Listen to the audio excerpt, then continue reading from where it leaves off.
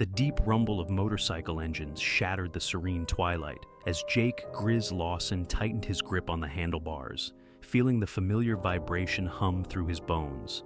The road stretched ahead, endless and inviting, an escape from the noise inside his head. Riding was the only thing that made sense anymore, the only thing that gave him peace. Afghanistan felt like a lifetime ago, but the ghosts had followed him home. Sleepless nights, the sudden crack of phantom gunfire, and the crushing weight of survivors' guilt were his new battlefields. His unit had been his family, and without them, the world felt hollow.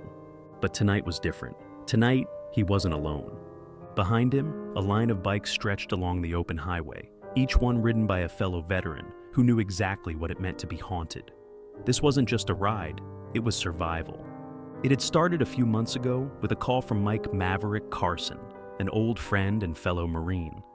"Still riding, Grizz?" Mike's voice had been rough, tinged with something that sounded a lot like desperation. "Every damn day," Jake had replied, staring at the collection of dog tags hanging from his rearview mirror. Mike chuckled softly. "Good, we need it." The "we" had turned out to be a group of vets, broken, tired, and looking for something to hold on to. The first ride had been awkward, filled with long silences and forced smiles. But as the miles passed beneath their wheels, something clicked. The road was familiar, predictable. It didn't ask questions, didn't judge. And for the first time in years, Jake felt something close to normal. The ride tonight took them deep into the desert, where the highway was nothing more than a ribbon of cracked asphalt cutting through the vast, empty landscape. The sun dipped below the horizon, painting the sky in deep shades of crimson and gold. Jake glanced in his side mirror, catching sight of Carter, riding steady despite the prosthetic leg strapped to his Harley. Beside him, Jenna, a former Air Force pilot, rode with her helmet cracked open just enough to let the wind hit her face. She said it helped her feel free, like she did in the skies. Then there was Deacon, the quiet one, who carried his demons silently, but rode like he was running from something.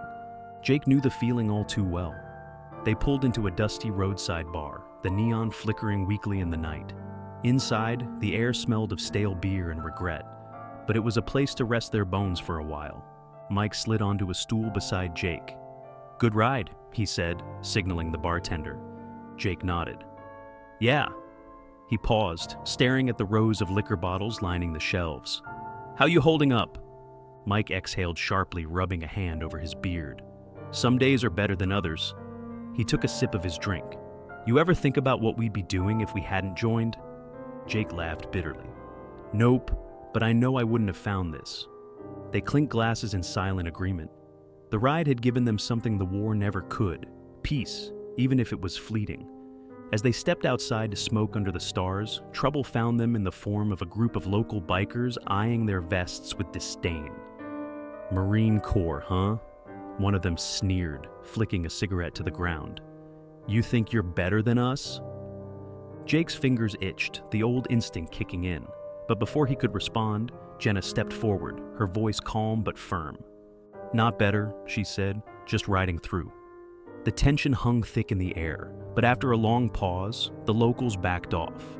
Jake let out a slow breath, realizing just how close they'd come to crossing a line none of them wanted to cross anymore. "Good call," he murmured to Jenna as they walked back to their bikes. She shrugged. "I know what it's like to be looking for a fight when the war's over." Jake nodded. "Yeah, I guess we all do." The road stretched out before them again, and as they rode deeper into the night, the silence between them felt less heavy. But Jake knew they couldn't ride forever. A few days later, he found himself in his garage, staring at his old combat boots, the laces frayed and covered in dust. The rides had been helping, but the nightmares were still there, lurking just beneath the surface.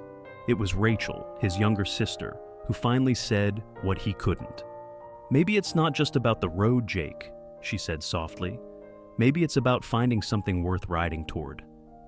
He didn't respond right away, but her words stuck with him.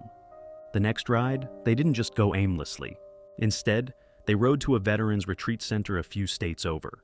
They sat down with younger vets, sharing stories, offering advice, and for the first time, feeling like they were making a difference beyond themselves. Deacon stood outside later that night, staring at the stars, his face unreadable. "Feels good to help," he said quietly.